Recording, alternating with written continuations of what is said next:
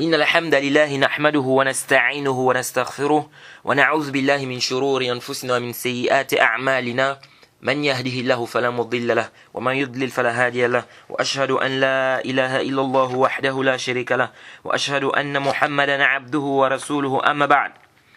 Louange à Allah, le maître des circonstances, on le loue pour tout ce qu'il nous accorde comme bien et comme grâce, et on lui demande de déverser ses grâces et bénédictions sur le prophète Mohammed sallallahu alayhi wa sallam, sa famille, ses compagnons et tous ceux qui les ont suivis jusqu'au jour de la rétribution.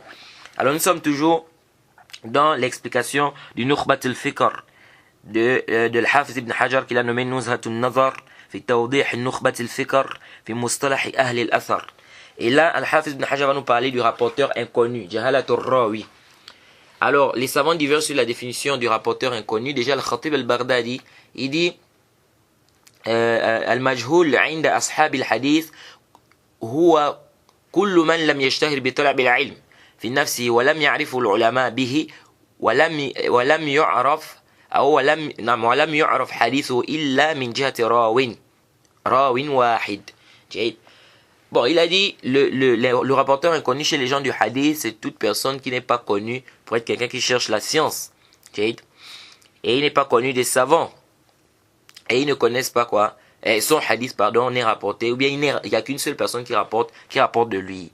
Bon, cette définition, il y a des savants qui ont apporté des objections par rapport à cette définition. C'est-à-dire, il y a des savants qui ont critiqué cette définition. Déjà, il a dit chez les savants des hadiths. Ça déjà, c'est comme s'il y avait une tifaq. Il n'y a pas d'ittifaq. Les savants divergent sur la définition du rapporteur inconnu. Et deuxièmement, quand il a dit, il n'est rapporté que c'est qu'une seule personne qui rapporte de lui. Alors ça, c'est pas, c'est-à-dire que c'est pas ce qui nous permet de distinguer, ou bien c'est pas par rapport à ça qu'on va voir que le rapporteur il est quoi, il est inconnu. Parce que ça c'est la parole de Mohammed ibn Zuhli, comme quoi celui dont le majhul c'est celui dont une seule personne, n'est-ce pas, rapporte de lui. C'est-à-dire si on est un rapporteur, il n'y a qu'une seule personne qui rapporte de ce rapporteur-là, ça c'est il est majhul l'ayn. Mais ça c'est pas sahih. C'est pourquoi Ibn Rajab, dans son explication de la Ilal, il a rappelé plusieurs rapporteurs, dont une seule personne a rapporté, n'est-ce pas, de ce rapporteur-là, mais avec ça les savants ont dit que c'est un rapporteur digne de confiance. C'est pourquoi, en réalité, c'est pas le simple fait, c'est-à-dire c'est pas parce que le rapporteur, il n'y a qu'une seule personne qui a rapporté de lui qu'il est majhul. Là, une seule personne peut rapporter de lui, mais s'il y a des savants qui ont fait son tawthir, c'est-à-dire s'il y a des savants qui ont dit qu'il est digne de confiance, ce rapporteur-là n'est plus majhul. Ce rapporteur n'est plus inconnu, même si il n'y a qu'une seule personne qui a rapporté de lui. Il est ثم الجهالة بالراوي. Puis on a ce qu'on appelle le fait que le rapporteur soit inconnu. Il dit c'est la 8e cause dans la critique. Il dit وسببها أمران. Quelle est la cause? Pourquoi le rapporteur est inconnu? Il dit c'est pour deux raisons. أحدهما, et ce qui fait qu'un rapporteur soit inconnu, c'est deux choses. Il dit أحدهما il dit أن الراوي قد يكثر نعوته من اسم أو كنية أو لقب أو صفة أو حرفة أو نسب فيشتهر بشيء منها فيذكر بغير ما اشتهر به لغرض من الأغراض فيظن أنه آخر فيحصل الجهل بحاله. Il dit quoi? C'est le fait qu'un rapporteur par exemple soit connu par un nom précis ou bien une kunya. Par exemple Abu Fulan, Abu Mohammed, il est connu qui s'appelle Abu Mohammed, ou bien il a un laqab, par exemple A'war, bien A'raj, ou bien par une attribut, ou par une origine. Et on le cite par quelque chose qui n'est pas connu. À ce moment, qu'est-ce qui se passe? Le rapporteur peut être quoi? Il peut être inconnu ici. Ça veut dire quoi? C'est-à-dire, un rapporteur est connu, par exemple, qui s'appelle Mohammed. Ou bien il s'appelle Abu Mohammed. Maintenant, on vient dans la chaîne de transmission, on le cite, mais avec quelque chose qui n'est pas connu. Donc, qui est connu, par exemple, qui s'appelle Mohammed. C'est pas connu, par exemple, qui s'appelle Abu Isa.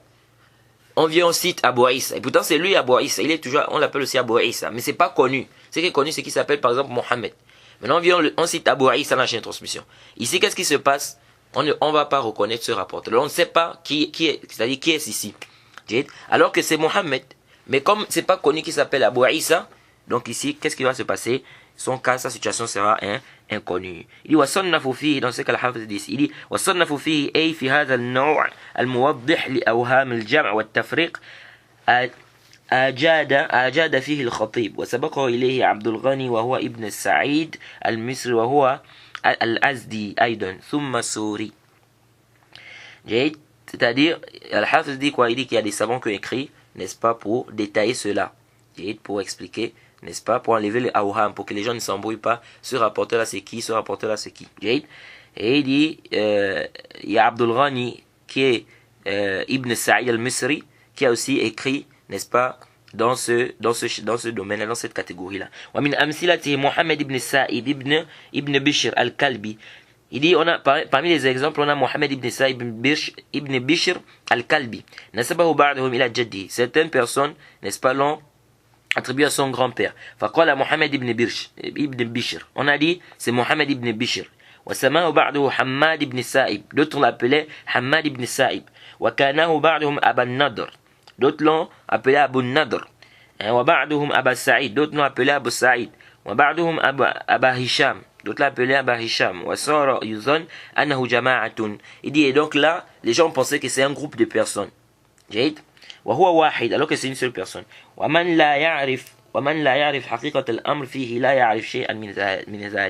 dit, celui qui ne connaît pas la réalité de cette chose-là, il ne va rien connaître ici, il ne va rien comprendre. Il va penser que c'est plusieurs personnes alors que c'est la même personne. Et on a déjà, je crois, parlé de ce genre-là lorsqu'on a un peu parlé du tadlis shur. Donc la deuxième chose qui fait en sorte que le rapporteur soit inconnu, أن الراوي قد يكون مقلا في الحديث فلا يكثر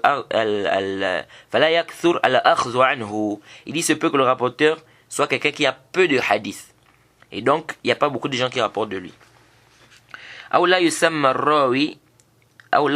الراوي اختصارا من الراوي عنه فقال أخبرني فلان أو شيخ أو رجل أو بعضهم أو ابن فلان. Il dit, on peut aussi, parmi les choses qui font aussi que la personne ne soit pas connue, le fait que le rapporteur, n'est-ce pas, rapporte ou le cite en guise de, il résume. Il dit par exemple, tel a dit, ou bien sheikhun, ou bien un homme a dit, ou bien le fils de tel a dit. Il dit ici ويستدل على معرفة اسم المبهم بوروده من طريق أخرى مسمى فصنفوا في المبهمات. Il dit, comment on va connaître le rapporteur qui n'a pas été... Le mubham, c'est un rapporteur dont on n'a pas cité le nom. On dit seulement d'après un homme. D'après un homme, c'est qui? Donc il dit ici, comment on va connaître le mubham là? Si on dit par exemple d'après un homme, d'après un cheikh, d'après un savant, comment on va connaître? Il dit ici, ça vient dans une autre chaîne de transmission. Si son nom vient, n'est-ce pas, dans une autre chaîne de transmission, c'est-à-dire son nom a été cité dans une autre chaîne de transmission. Il dit, voilà, yuqbal hadith mubhama lam yusam. On accepte le hadith du mubham, donc celui qu'on n'a pas cité. لأن شرط قبول الخبر عدالة رواته. Il dit, car parmi les conditions de l'acceptation de l'information du hadith, il faut que le rapporteur soit adl. ومن أبهم اسمه لا يعرف عينه فكيف يعرف عدالته. Il dit, celui dont on n'a pas cité son nom, n'est-ce pas, on ne le connaît pas. Comment on va connaître s'il est juste ou s'il n'est pas juste, et s'il est intègre ou pas? Il dit, Al-Hafidh dit, وكذا لا يقبل خبره. Et on ne prend pas aussi son information. On rapporte que le même Shafi'i a même dit, لا نقبل خبر ما جهلنا ما نقبل خبر من جهلنا. On dit que l'imam Shafi'i a dit quoi? On n'accepte pas l'information de celui qu'on ne connaît pas. C'est-à-dire que les savants ne connaissent pas. L'imam Bayhaqi aussi a dit, l'imam Bayhaqi faisait partie des Shafi'i, il a dit, la naqbal khabar min al majhulin. On n'accepte pas l'information des gens qui sont inconnus. On dit que l'imam Zahabi aussi a dit, la hujjata fi man laysa bi ma'ruf al adala wala ntafa anhu al jahala. Il a dit quoi? Il n'y a pas d'argument sur celui qui n'est pas connu pour être quelqu'un de juste, d'intègre, ou celui, n'est-ce pas, qui est toujours inconnu, ou bien celui qui demeure inconnu. Donc c'est-à-dire qu'on ne doit pas s'argumenter de lui, parce qu'il est inconnu. Il dit وَكَذَا لَا يُقْبَ خَبَرُهُ وَلَوْ أُبِهِمَ بِاللَّفْظِ التَّعْدِيلِ. Il dit on n'accepte pas son khabar, donc celui-là dont on n'a pas cité. Il dit de la même manière aussi si on fait quoi, c'est-à-dire on utilise un terme d'éloge qui est vague. C'est-à-dire on fait ces éloges avec un terme qui est vague. Comme quoi, comme le fait de dire حدثني الثقة. Un thiqa m'a dit, on a déjà parlé de ça. Un thiqa m'a dit, un thiqa t'a dit, c'est vague. Il dit كأن يقول الراوي عنه, comme par exemple le fait que le rawi dise أخبرني الثقة. Il dit un thiqa m'a dit, j'ai bien m'a informé. Il dit أنه قد يكون ثقة عنده مجروحا عند غيره. Il dit car il peut être digne de confiance chez lui et il est critiqué chez d'autres. وهذا على الصح في المسألة. Il dit ça c'est l'avis qui est plus juste, n'est-ce pas, ou qui est juste par rapport à cette mas'ala. Jaïd. Et ça, on avait déjà parlé de ça. On a dit que le fait qu'un rapporteur dise un thiqa m'a rapporté ou un thiqa m'a dit, on ne doit pas se baser sur ça. Pourquoi? Pour authentifier le hadith. Pourquoi? Parce qu'on ne connaît pas qui c'est ici. Jaïd. Et on ne peut pas venir dire ici que non, ce rapporteur-là, s'il fait le tawsik des rapporteurs, on prend. Pourquoi ici on ne va pas prendre? On dit ici c'est différent. Parce que là-bas, au moins, le rapporteur est cité. Donc on peut voir s'il y a d'autres savants qui ont fait la critique sur ce rapporteur. Or ici, il a dit thiqa. Un thiqa m'a dit, c'est-à-dire un digne de confiance m'a dit. Bon, un digne de confiance lui a dit. Est-ce que c'est qui ce digne de confiance? C'est-à-dire, on ne peut pas ici savoir s'il y a d'autres savants qui l'ont critiqué parce qu'il ne l'a pas cité. Or, lorsqu'il fait le tawsik d'un rapporteur, par exemple, il dit Mohammed ibn Ishaq et thiqa. Un exemple. Bon, eh bien, il est saduq. On peut facilement, comme Mohammed ibn Ishaq est saduq, il dit, il est saduq. On peut facilement voir les paroles d'autres savants sur Mohammed ibn Ishaq. Mais lorsqu'il dit un thiqa comme ça, comment on va savoir si les autres ont critiqué ce rapporteur? Sachant que on a besoin de savoir ce rapporteur, est-ce qu'il y a des critiques sur lui ou pas? Ensuite, il dit ولذلك il dit ولهذا نكتة لم يقبل مرسل ولو أرسله العدل جازما به لهذا الاحتمال بعينه. Il dit c'est pourquoi on n'accepte pas la version du mursal, celui qui rapporte un hadith mursal, on n'accepte pas. Parce que quand le tabi'i dit qala Rasulullah sallallahu alayhi wa sallam, on peut dire quoi? On peut dire que ce tabi'i là, il est digne de confiance. Donc il ne peut pas rapporter d'un menteur. Il ne peut pas rapporter d'un menteur. Donc s'il rapporte directement du prophète, on doit normalement prendre. Mais malgré ça, on ne prend pas. Pourquoi? Parce qu'il se peut ici qu'il ait pris des rapporteurs qui est daïf. Ou il se peut qu'il ait pris des rapporteurs qui est thiqa, mais il est thiqa chez lui. Et chez d'autres savants ou chez d'autres tabi'in, il est quoi? Il n'est pas thiqa. Ensuite, il dit وقيل يقبل تمسكا بالظاهر إذ الجرح على خلاف الأصل. Certains disent qu'on prend ici là parce que c'est le zahir. Ils disent parce que le jarh ça contredit le asl, mais ça c'est pas sahih. Parce qu'il dit que le asl c'est le adala, que la personne est juste.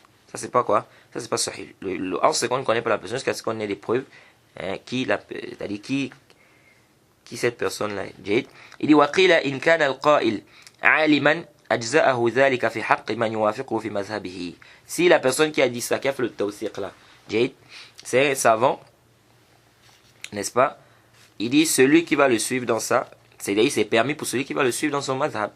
C'est pour celui qui va le suivre dans ce madhab là. وهذا ليس بمباحث علوم الحديث.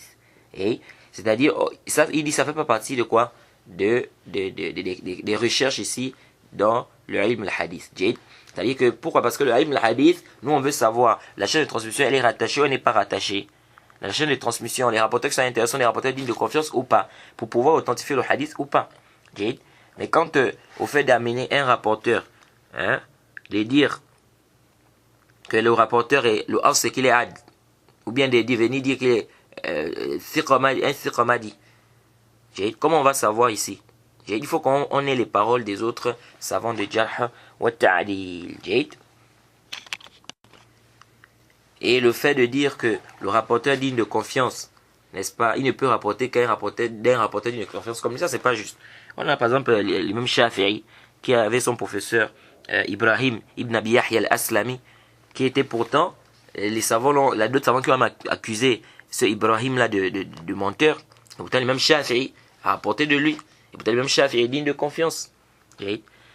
Maintenant, quant au jahala du compagnon, c'est-à-dire si un compagnon, par exemple, n'est pas connu, est-ce que ça empiète sur l'authenticité du hadith? Non. C'est-à-dire dans un hadith, on dit par exemple, d'après un homme qui accompagnait le prophète Mohammed sallallahu alayhi wa sallam.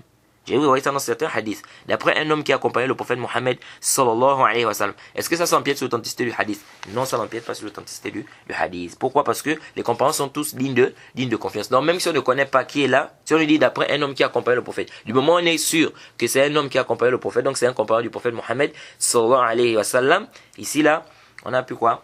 C'est-à-dire que le fait de ne pas le connaître, ça n'empiète en rien sur l'authenticité du hadith. Il dit فإن سمي الراوي وانفرد راو واحد برواية عنه فهو مجهول العين. Il dit si on cite le rapporteur et qu'il n'y a qu'un seul rapporteur qui a rapporté de lui, il dit ça c'est majhul al-ain. Donc le majhul al-ain, c'est le rapporteur dont une seule personne rapporte de lui et il y a quoi? Il n'y a pas un savant qui a fait ses éloges ni un savant qui a fait sa critique. Ça c'est majhul al-ain. Donc lui là il est inconnu. Jade. Et ensuite on a majhul hal. Donc je vais vous donner déjà les deux définitions. Majhul l'ain. Quand on dit que le rapporteur il est inconnu, c'est-à-dire majhul l'ain, parce que le jahal est de deux types. On a celui qui est majhul l'ain, on a celui qui est majhul hal. Le majhul l'ain, c'est celui dont une seule personne rapporte de lui. Jade. Et il n'y a pas de jarh, il n'y a pas de ta'dil sur lui. Il n'y a aucune critique, il n'y a aucune éloge sur cette personne. Il est majhul l'ain. Celui dont deux personnes rapportent de lui. Il n'y a pas de deux ou plus. Il n'y a pas de critique, il n'y a pas d'éloge. Il est majhul hal. Celui dont deux personnes ou plus rapportent de lui. Il n'y a pas de critique, il n'y a pas d'éloge sur lui. C'est un majhul hal. Il dit wa insumia. Donc il a dit si on cite le rapporteur et qu'il n'y a qu'une seule personne qui a rapporté, c'est majhul al-ain. Kal mubham. Il est comme le mubham, il est comme celui qu'on n'a pas cité. C'est-à-dire un rapporteur qui est inconnu, et un rapporteur qu'on n'a pas cité, ils sont pareils. Pourquoi? Parce que les deux, on ne peut pas authentifier leur hadith, parce qu'on ne sait pas normalement c'est-à-dire quelle est leur situation. Il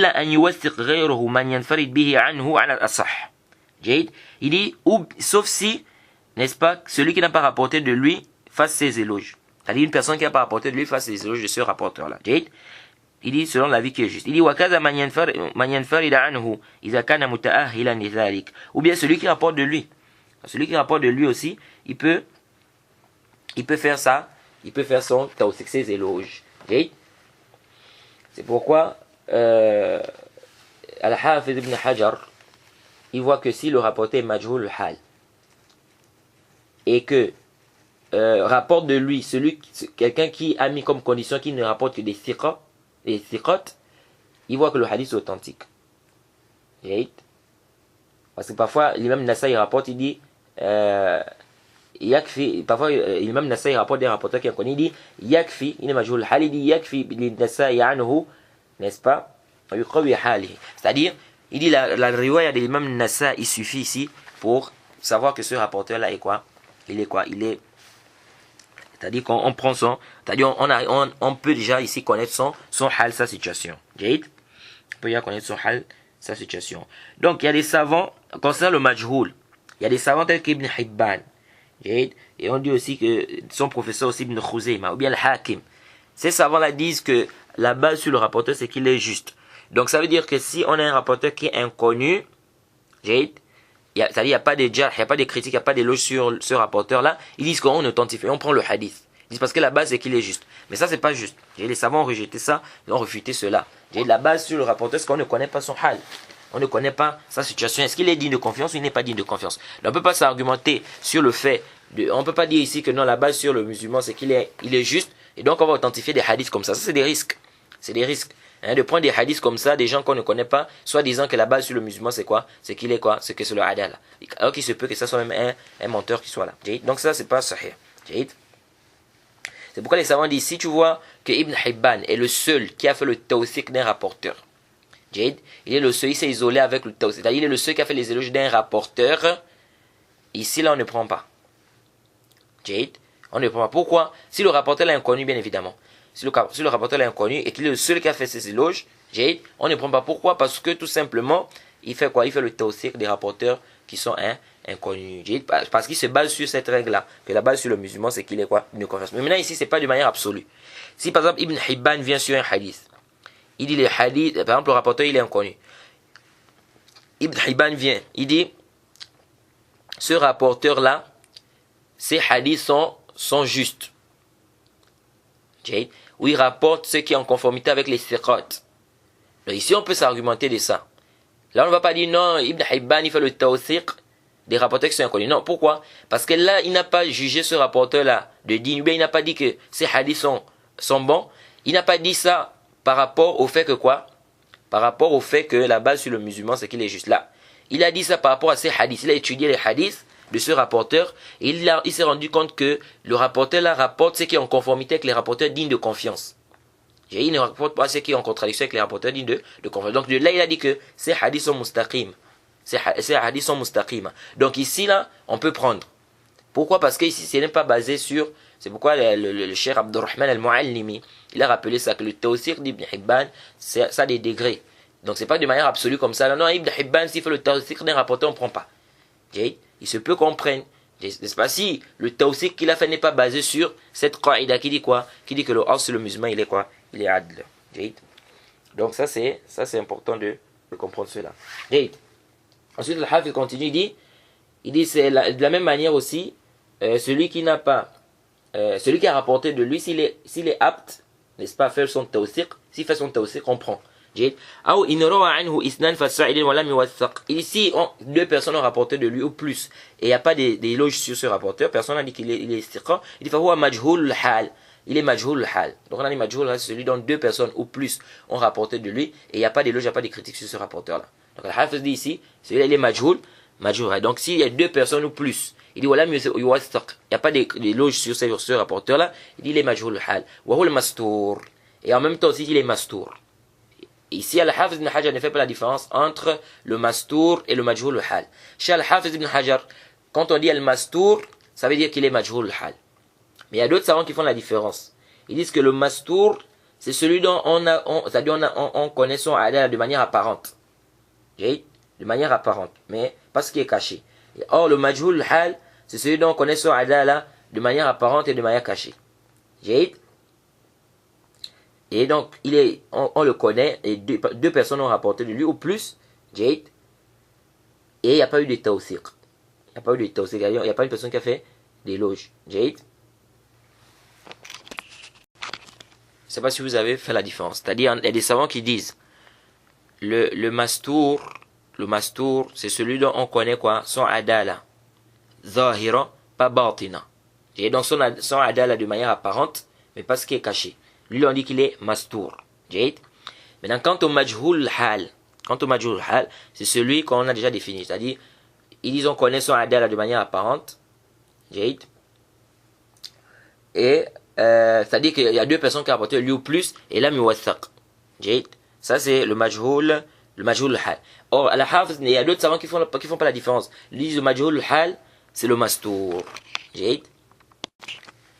Parce qu'en fait, le adala batina, qui est caché, c'est quelque chose qui... C'est-à-dire, comment on va connaître ça? Ils disent que c'est pas des choses un peu plus spécifiques, comme le fait de voyager avec la personne, le fait de faire le commerce avec la personne, comme ce qui est rapporté de Omar, où quelqu'un a fait le tawsiq d'une personne. Il a dit, est-ce que tu as voyagé avec lui? Est-ce que tu as fait du commerce avec lui? Est-ce que tu étais son voisin? Et le athar, que Cheikh Albani, il rend ce athar-là Hassan. Donc il dit wa tahqiq. Donc à la kulli hal, ici il y a un khilaf. Il y en a qui voient qu'il y a une différence entre le majhul hal et le mastour, et il y en a qui voient que c'est pareil. Mais l'avis d'Ibn Hajar ici, c'est quoi? C'est qu'il n'y a pas de différence entre le majhul hal et le mastour. Donc le majhul hal, on reprend de manière résumée, c'est qui? C'est celui-là dont il y a deux personnes ou plus qui ont rapporté de lui et il n'y a pas d'éloge sur ce rapporteur-là. Il dit wa tahqiq anna riwayat al-mastour wa nahwihi mimma fihi al-ihtimal لا يطلق القول بردها ولا بقبولها بل يقال هي الموقوفة إلى استبانة حاله كما جزم به إمام الحرمين. Il dit ce qui est ici à retenir, ce qui est juste ici, c'est quoi? C'est que le mastour, ou bien celui qui est semblable au mastour, donc il n'est pas connu, là où il y a l'ihtimal, il dit on ne va pas dire que Parce qu'il y a l'ihtimal, est-ce qu'il est siqa, est-ce qu'il n'est pas siqa. Donc il y a une hypothèse, est-ce qu'il est siqa ou il n'est pas siqa. Il dit on ne va pas rejeter son hadith comme ça, on ne va pas aussi accepter ça comme ça. Mais on fait qu'on fait le tawaqquf, c'est-à-dire on ne se prononce pas jusqu'à ce que sa situation soit claire. Il dit comme dit clairement à l'imam Harami. Il dit وَنَحْوُهُ قَوْلِ ابن الصلاح فيما جرح بجرح غير مفسر. Il dit et il y a ce qui est semblable à cela, n'est-ce pas, dans la parole d'Ibn Salah, lorsqu'il a parlé de celui dont on critique, d'une critique qui n'est pas détaillée.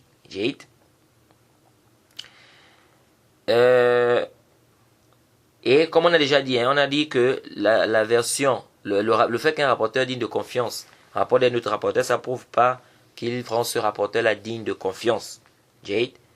Pourquoi? Parce que pourquoi les savants ont rendu faible le mu'allaq, le mursal, le mu'adal? Et pourtant la personne qui rapporte ça, parfois il est siqa. Pourquoi pas? Et parfois il dit même qu'il ne rapporte que les siqa. Mais ici on ne peut pas prendre parce qu'on ne sait pas qui est au milieu. Donc on ne sait pas qui est au milieu. Est-ce que vous voyez? Donc venir dire que le fait qu'un rapporteur rapporte un autre rapporteur, ça montre, le fait qu'un rapporteur soit digne de confiance, ça veut dire que s'il rapporte d'un rapporteur, ça veut dire qu'il considère ce rapporteur comme digne de confiance parce qu'il ne peut pas rapporter, ou bien il ne peut rapporter qu'un rapporteur qui est digne de confiance. Ça c'est une parole qui n'est pas quoi? Qui n'est pas sahih.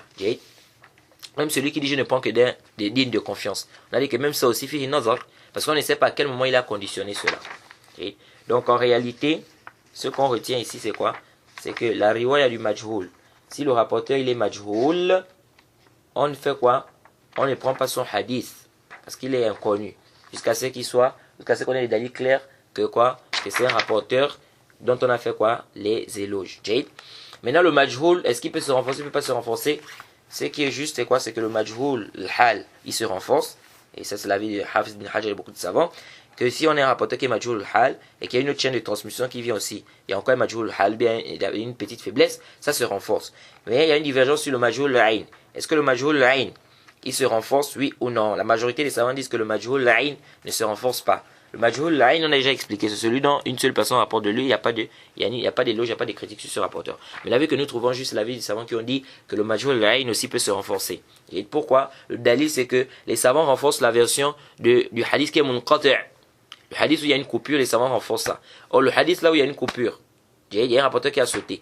On ne connaît pas le rapporteur. Aslan, on ne voit même pas le rapporteur, puisqu'il a sauté. Mais malgré ça, les savants renforcent. Alors, le majhoul là, on voit au moins il est là dans la chaîne de transmission. C'est-à-dire que si on renforce le munqati', sachant que le rapporteur, même on ne le voit pas, c'est-à-dire il a sauté, à plus forte raison, si on voit le rapporteur dans la chaîne de transmission, et il est majhoul ayn. Donc ici on dit a fortiori, on doit renforcer cela. Et c'est l'avis que nous trouvons juste par là a'lam. Ensuite, il a dit summa al-bid'a. Et puis nous avons ce qu'on appelle la bid'a, donc l'innovation. Il dit وهي السبب التاسع من أسباب الطعن في الراوي وهي إما أن تكون بمكفر كأن يعتقد ما يستلزم الكفر أو مفسق. Il dit c'est le 9e ou la 9e cause de critique concernant un rapporteur. Il dit cette bid'a là elle peut être mukaffira, c'est une innovation qui fait sortir de l'islam. Il dit comme le fait qu'il croit ce qui implique la mécréance. Ou bien elle est mufassiq. Ou bien elle est quoi?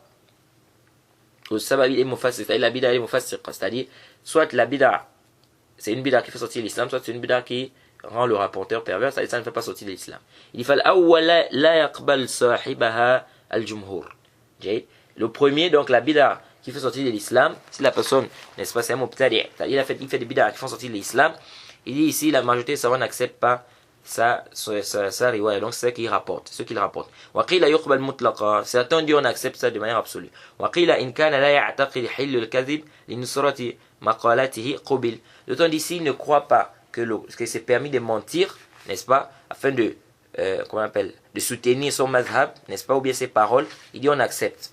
Ils ont dit quoi? Ils ont dit on accepte ma condition, à condition qu'il ne croit pas qu'il est permis de mentir. Il dit ce que nous devons retenir, ce qui est juste. Il dit c'est pas toute personne qui fait une bid'a, qui fait sortir l'islam qu'on doit rejeter, n'est-ce pas, son hadith. Et anna kulla ta'ifatin tadda'i anna mukhalifiha mubtadi'atun. Il dit car tout groupe prétend que l'autre groupe Et l'autre groupe qui le contredit, n'est-ce pas, c'est un groupe innovateur. Jade. وَقَدْ تُبَالِغْ فَتُكَفِّرْ مُخَالِفَهَا. Il dit parfois ils exagèrent même, il fait le takfir, c'est-à-dire il fait sortir l'islam, n'est-ce pas, l'autre groupe, c'est-à-dire le groupe qui le contredit. فَلَوْ أُخِذَ ذَلِكَ عَلَى الْإِطْلَاقِ جيد لَاسْتَلْزَمَ التَّكْفِيرُ جَمِيعِ الطَّوَائِفِ. Il dit si on prend ça comme ça de manière absolue, ça implique quoi? Qu'on va rendre mécréants, n'est-ce pas, tous les groupes. فالمعتمد أن الذي ترد روايته من أنكر أمرا متواترا من الشرع معلوما من الدين بالضرورة وكذا من اعتقد عكسه. Il dit ce qui est considéré ici, c'est quoi? Ce qu'on va rejeter, la version, eh bien le hadith de celui qui va renier une chose à caractère notoire de la législation ou une chose qui est reconnue de la religion comme étant un impératif. Il dit, et de la même manière celui qui croit le contraire de cela. وأما من لم يكن بهذه الصفة فانضم إلى. Bon, ça j'ai fait une nazar aussi. Al-Hafiz ibn Hajar va nous dire que la bid'a de la personne qu'on va rejeter, c'est celui qui va renier quelque chose, n'est-ce pas, qui est connu, quelque chose à caractère notoire de la législation, ou quelque chose qui est connu dans la religion comme étant un impératif. Donc ça aussi fait une nazar. Si on dit qu'on ne va faire le takfir que de celui qui renie quelque chose, ou bien l'innovateur qui renie, on va faire le takfir de l'innovateur qui renie quelque chose qui est connu de la religion comme étant un impératif, ou quelque chose qui est connu à caractère notoire, ça veut dire qu'on va presque pas rendre mécréant, n'est-ce pas, un mubtadi', comme dit le Cheikh Ibn Uthaymin, on va presque pas rendre mécréant un mubtadi'.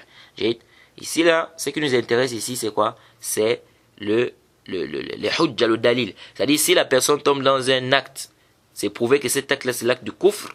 C'est un acte de kufr, c'est un acte de mécréance, de kufr akbar. Et que les conditions étaient réunies, on rend la personne là mécréante.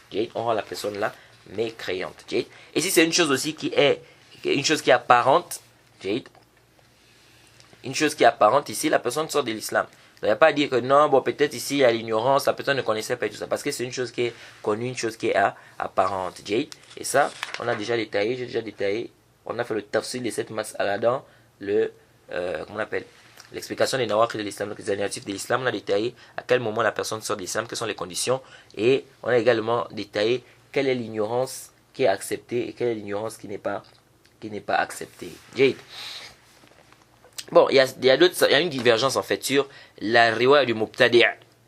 Le mubtadi', l'innovateur, son hadith, on prend ça ou bien on ne prend pas son hadith. Il y a toute une divergence. Il y en a qui ont dit qu'on fait quoi? Il y en a qui ont dit on ne prend pas la version du mubtadi', le hadith qu'un mubtadi' rapporte de manière absolue. Ils disent de la même manière, on n'accepte pas la version d'un kafir, parce qu'il n'est pas adl, il n'est pas juste, il n'est pas intègre, il n'est pas juste, il n'est pas adl. Ils disent de la même manière on accepte aussi pour le mubtadi', parce que c'est un pervers aussi. Et la majorité des savants disent on accepte le hadith du mubtadi', de l'innovateur, tant qu'il n'appelle pas vers sa bid'a.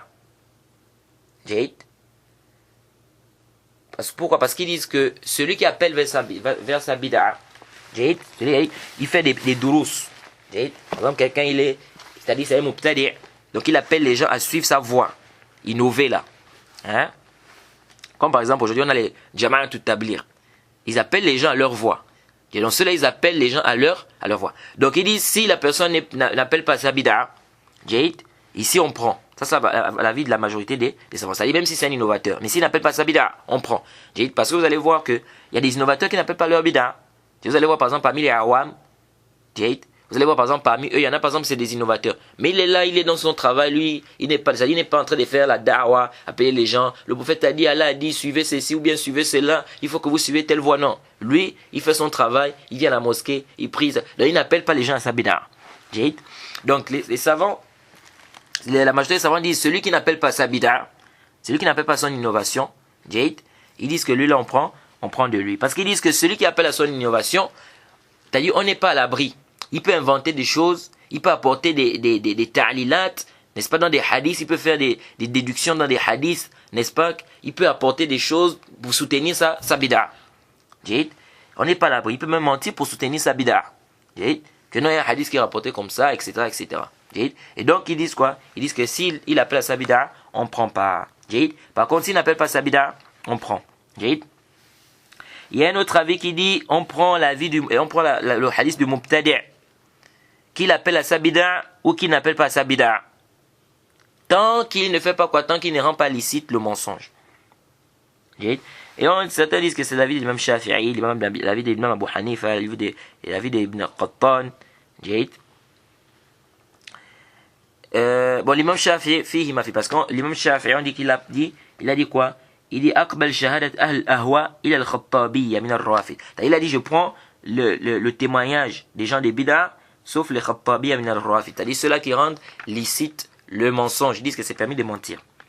Bon, est-ce que le shahada c'est leur riwaya? Ça aussi, fihi ma fi. Cet avis il est connu. Il y a des savants qui disent qu'on prend de l'innovateur, on prend le hadith de l'innovateur. Et ici, je rappelle bien qu'on est en train de parler ici du hadith, du bab de riwaya. On n'est pas dans le fait d'aller prendre le ilm chez quelqu'un, chez un innovateur. Ça, c'est une autre mas'ala là-bas. Alors ici, le hadith, est-ce que le hadith d'un innovateur, si ça a été rapporté, tu vois dans un livre, on dit par exemple, tel rapporteur, c'était un innovateur. Et tu le vois dans un hadith. Est-ce que ce hadith, on l'authentifie ou bien on rend ce hadith da'if parce qu'il y a un rapporteur à l'intérieur qui est innovateur? C'est ça la mas'ala ici. Donc, il y en a qui ont accepté, qui ont dit, on prend qui l'appelle à sa bid'a ou qui n'appelle pas sa bid'a. Et ça, c'est l'avis que nous trouvons juste. L'avis que je trouve juste, c'est l'avis de ces savants-là. Que si le rapporteur, même s'il est connu que c'est un innovateur, qu'il appelle à sa bid'a, qu'il n'appelle pas sa bid'a, sur le voie d'un de transmission, on prend son hadith. Mais à condition, que ce soit pas un menteur, que c'est reconnu qu'il est véridique, il ne ment pas. Qu'il ne ment pas. Parce que si c'est un menteur, intaha kalam. Donc, si c'est prouvé que c'est pas un menteur, parce que c'est pas tout innovateur qui ment. Ça aussi, il faut comprendre ça. Comme c'est pas tout kafir qui est menteur. C'est pas tout kafir qui est menteur. C'est pas tout mécréant qui est menteur. C'est un mubtadi' aussi, il peut ne pas être menteur. Il y a des mubtadi', il y a des innovateurs qui détestent le mensonge, qui ne mentent pas. Il est dans sa bid'a, mais lui, le mensonge, il n'aime pas. Comme tu peux aussi trouver parfois quelqu'un qui est dans la sunna qui ment. Quelqu'un, c'est pas parce que quelqu'un est dans la sunna qu'il ne ment pas. Est-ce que vous voyez? C'est pas une condition, c'est-à-dire pour que quelqu'un soit dans la sunna, c'est pas une condition qu'il ne mente pas. On va dire non, comme il a menti, il n'est plus dans la sunna. Est-ce que vous voyez? Donc, tu peux trouver quelqu'un qui est dans la sunna, mais qui ment, qui est un menteur. Comme tu peux trouver aussi un innovateur qui ne ment pas. Donc ici, là, si c'est prouvé que cet innovateur-là ne ment pas, c'est pas un menteur, qu'il appelle à sa bid'a ou qu'il n'appelle pas sa bid'a, on prend son hadith. Limaza intabi'u huna. Pourquoi? Tout simplement parce que, pourquoi ces savants l'ont dit, ceux qui ont dit, on prend de l'innovateur, s'il n'appelle pas à sa bid'a. Pourquoi ils ont dit, donc s'il appelle à sa bid'a, on ne prend pas? C'est parce qu'ils te disent parce que s'il appelle à sa bid'a, il se peut qu'il apporte des choses pour soutenir sa bid'a. Donc il se peut qu'il ajoute des trucs, bien qu'il mente ou qu'il apporte des ta'ala. Donc ça veut dire quoi ici?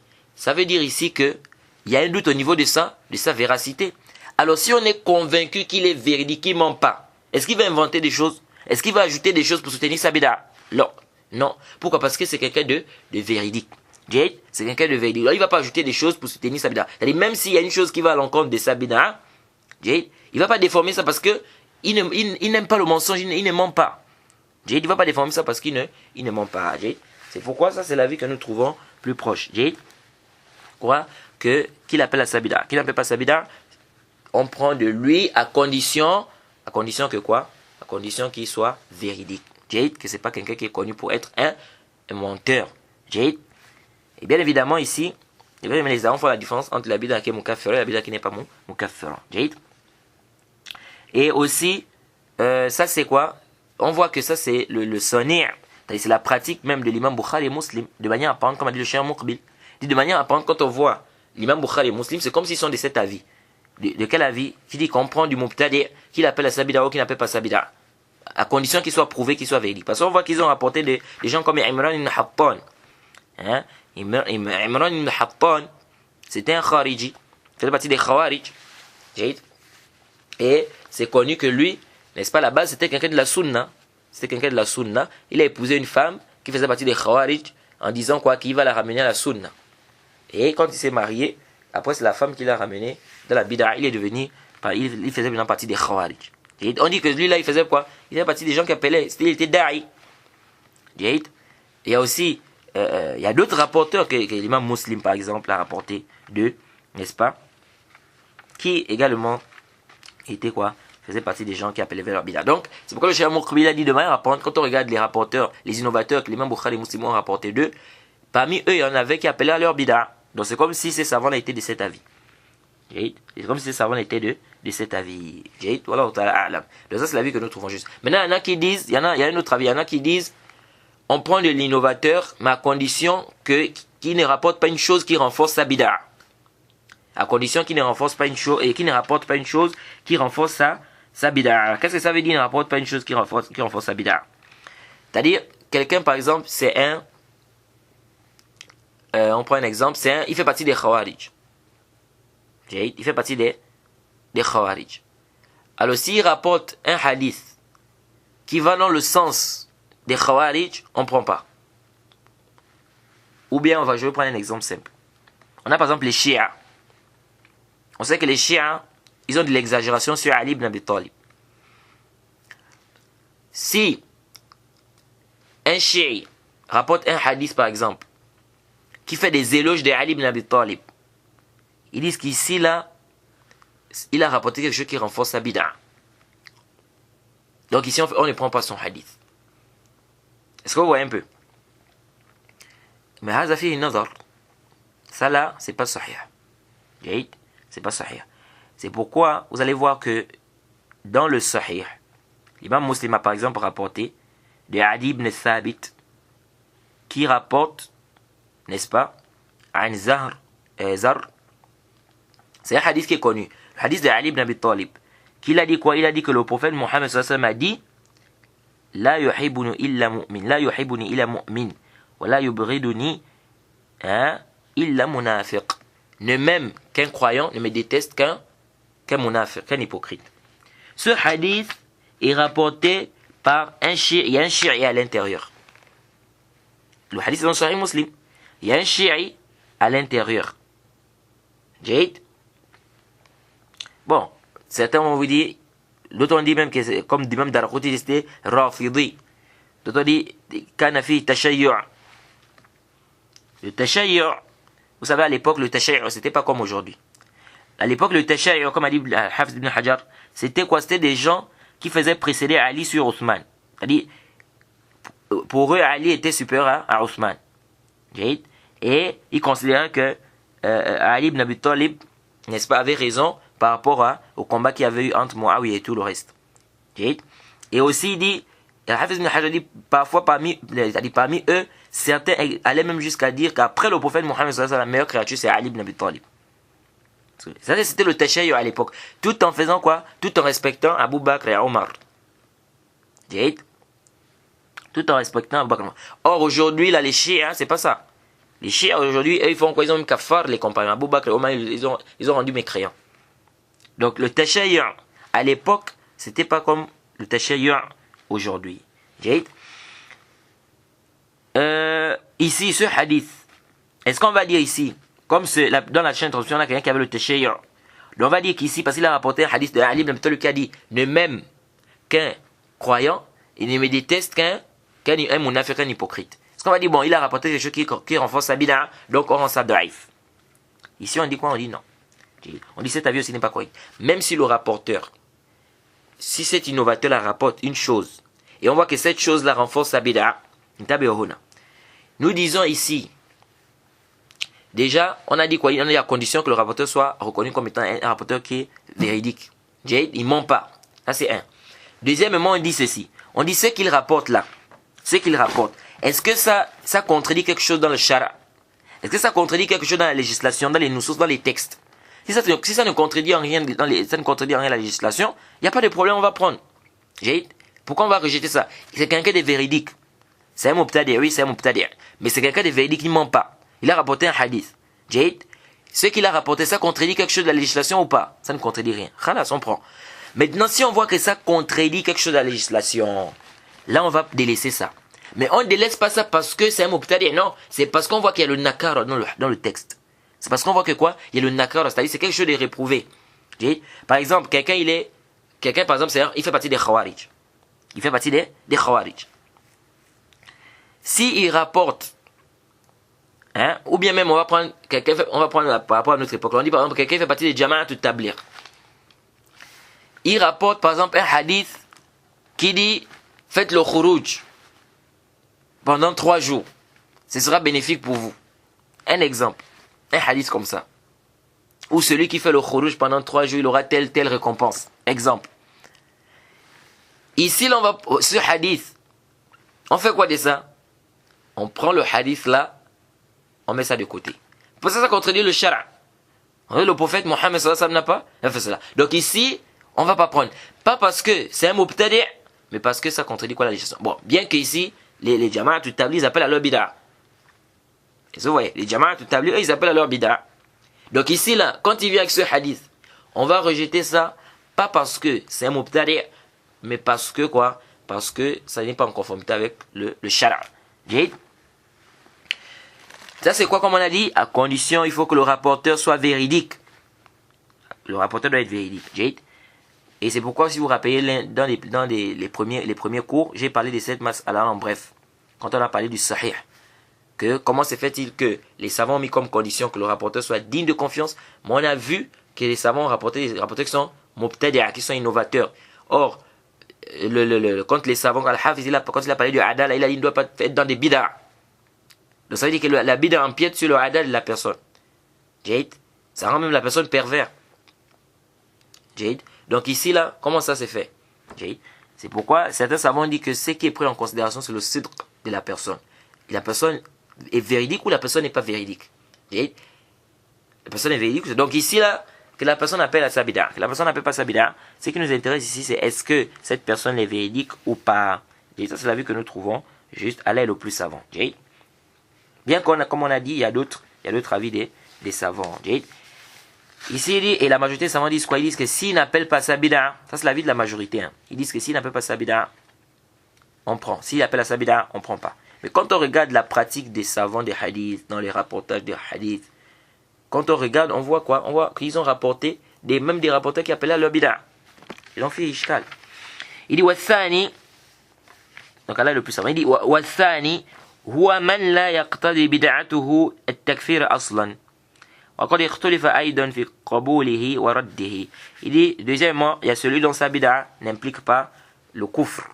Sa bid'a n'implique pas la mécréance. Il y a aussi une divergence des savants sur est-ce qu'on accepte sa bid'a, est-ce qu'on accepte sa riwaya, oui ou non. فقيل يرد مطلقا وهو بعيد. Il dit, il y en a qui ont dit on rejette ces hadiths de manière absolue. Celui qui t'a dit un mubtadi', on prend pas ces hadiths de manière absolue. Il dit ça c'est ba'id, c'est loin ça. Donc il voit que c'est pas juste.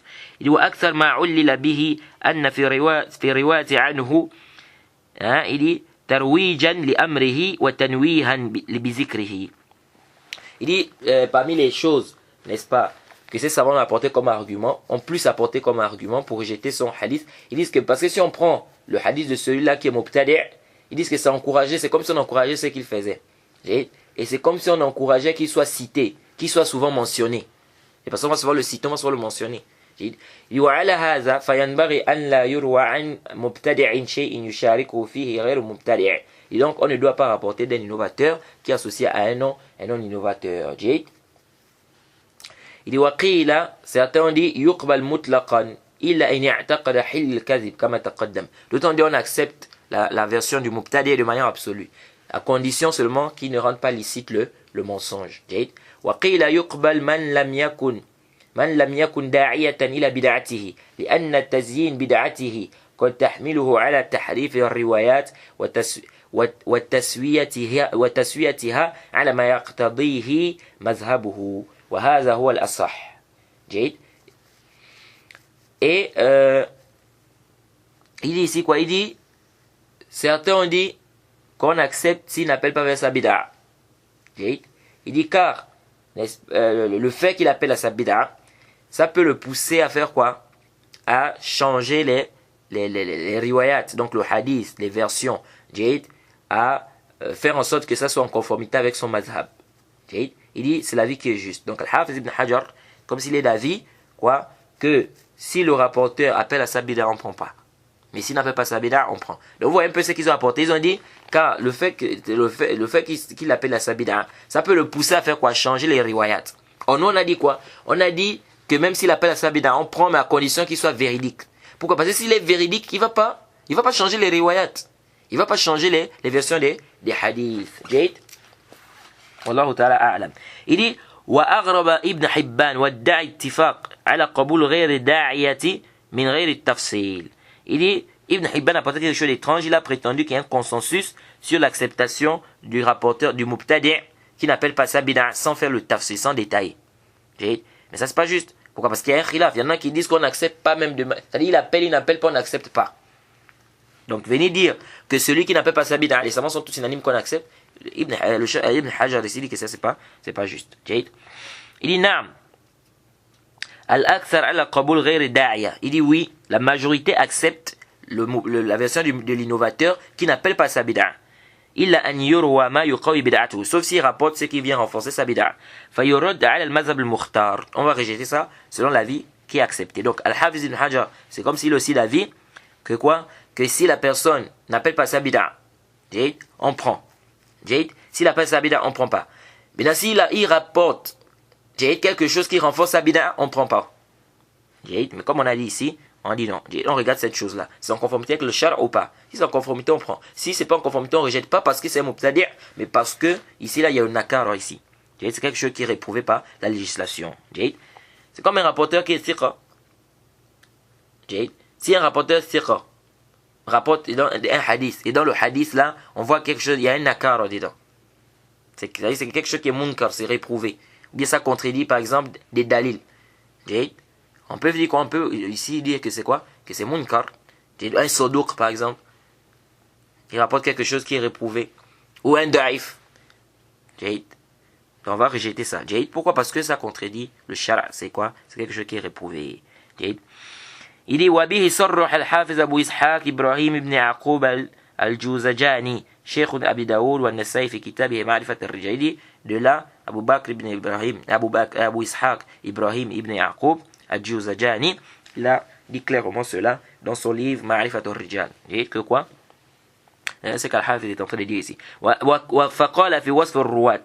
Il a dit par rapport aux critères des rapporteurs منهم زائغ عن الحق et Anis Sunna. Dit parmi eux, il y en a qui sont détournés de la Sunna. Sadiq al-Lahja, mais qui sont véridiques. Fallait sa fille Hila, il ne ruse pas. Illa an yukhaz min hadithihi ma la yakun munkaran. Iza lam yuqawwi bihi bid'atahu. On prend de son hadith, mais tant que son hadith n'est pas munkar, c'est pas réprouvé. Si ça ne renforce pas ça, ça bid'a. Il dit, wa ma qalahu muttajih. Il dit ce qu'il a dit, c'est bien, c'est acceptable. لأن العلة التي لها رد حديث الداعية الواردة فيما إذا كان ظاهر مروي يوافق مذهب المبتدع ولو لم يكن داعية والله أعلم. Il dit parce que la illa, la cause pour laquelle on rejette le hadith, celui qui appelle à sa bid'a, et si elle est présente, n'est-ce pas, si dans ce qu'il rapporte, n'est-ce pas, de manière apparente, on voit que c'est en conformité avec son mazhab. Et la cause qui a fait en sorte qu'on rejette la version de celui qui appelle à sa bid'a, c'est quoi? C'est parce qu'ils disent quoi? Qu'il peut rapporter des choses qui vont renforcer sa bid'a. Et donc celui-là qui va rapporter une chose, n'est-ce pas? Et on voit que cette chose-là, n'est-ce pas, de manière apparente, c'est en conformité avec sa bid'a. Il dit celui-là aussi, on fait quoi? On rejette cela. Même s'il n'appelle pas à ça, à sa bid'a. Il dit Allah est le plus savant. Ensuite, Al-Hafiz ibn Hajar ici va nous parler de celui qui a une mauvaise mémorisation, le shaz, le mukhtalif. Il dit summa su'il hifz wa huwa sabab al-ashir min asbab at-ta'n. Il dit ensuite nous avons la mauvaise mémorisation. Il dit ça fait partie, ou bien c'est la 10e cause parmi les causes de la critique. Wa murad bihi man lam yarjuh janib isabatihi ala janib khata'i wa huwa ala qismi. Il dit c'est celui dont ses erreurs sont au même niveau en fait que ceux qui rapportent de bons. Les erreurs sont au même niveau. Donc par exemple s'il rapporte 10 choses, 10 hadiths, il fait par exemple 5 Dans 5 hadiths, il fait des erreurs, et dans 5, il ne fait pas des erreurs. Donc ici, celui-là, on dit qu'il a une mauvaise mémorisation. Il dit ça se divise en deux. Ça se divise en deux. Il dit, إن كان لازما للراوي في جميع حالاته فهو شاذ. على رأي بعض أهل الحديث. Il dit, si ce rapporteur-là, si il fait, c'est-à-dire que c'est toujours avec lui, c'est-à-dire, il fait toujours des erreurs. Il fait toujours des erreurs. Et ça, c'est un rapporteur, on dit qu'il est shadh. C'est l'avis de certains savants. C'est-à-dire, certains savants disent que celui-là qui est le hifz, ce qu'il rapporte, c'est, il est shadh, c'est shadh.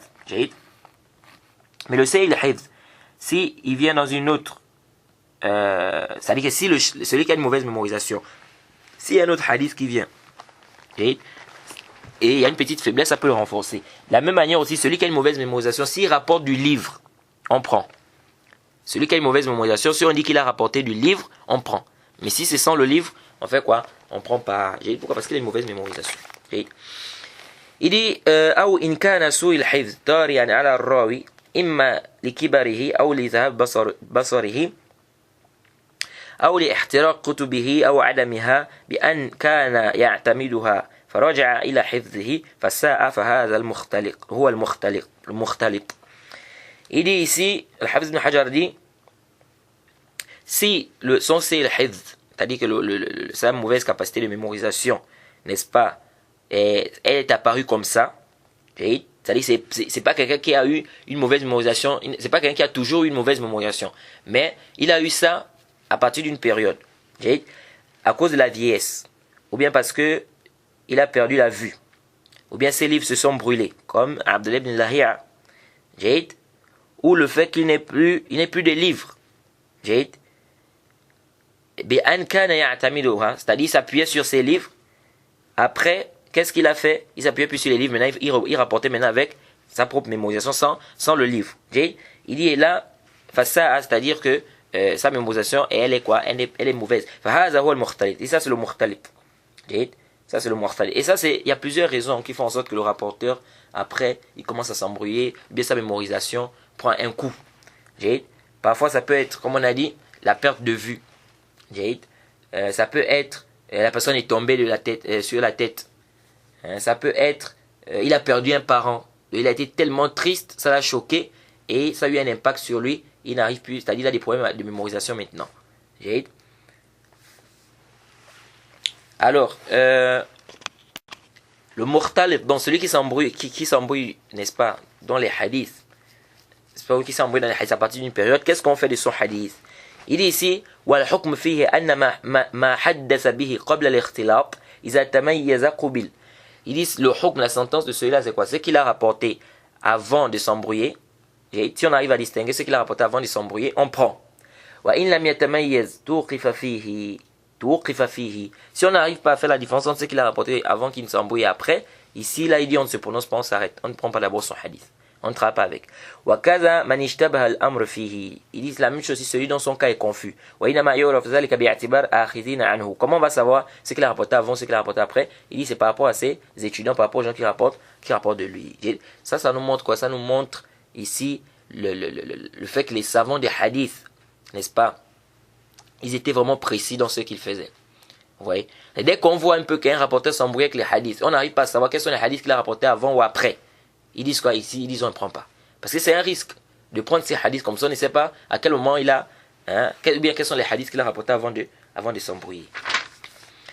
Il dit وَكَذَا الْمُخْتَلِطَ الَّذِي لَمْ يَتَمَيَّزْ وَالْمَسْتُورُ وَالْإِسْنَادُ الْمُرْسَلِ وَكَذَا الْمُدَلَّسِ إِذَا لَمْ يُعْرَفْ الْمَحْذُوفُ مِنْهُ صَارَ حَدِيثُهُم حسنا لا لذاته بل وصفه بذلك باعتبار مجموع من المتابع والمتابع لأن كل واحد منهم احتمال أن تكون روايته صوابا أو غير صواب على حد السواء donc الحافظ ابن حجر dit il dit le mukhtalif là celui dont on n'arrive pas à faire la distinction c'est qu'il a rapporté avant qu'il ne s'embrouille ou après qu'il ne s'embrouille wal mastour donc le majhul hal celui qui est le hadith qui est mursal ou celui qui est mudallis, qu'on ne sait pas, on ne sait pas le rapporteur qui l'a effacé dans la chaîne de transmission, qui l'a enlevé la chaîne de transmission. Il dit le hadith, n'est-ce pas, peut devenir quoi? Hassan la lizatihi, mais لغيره. جيد.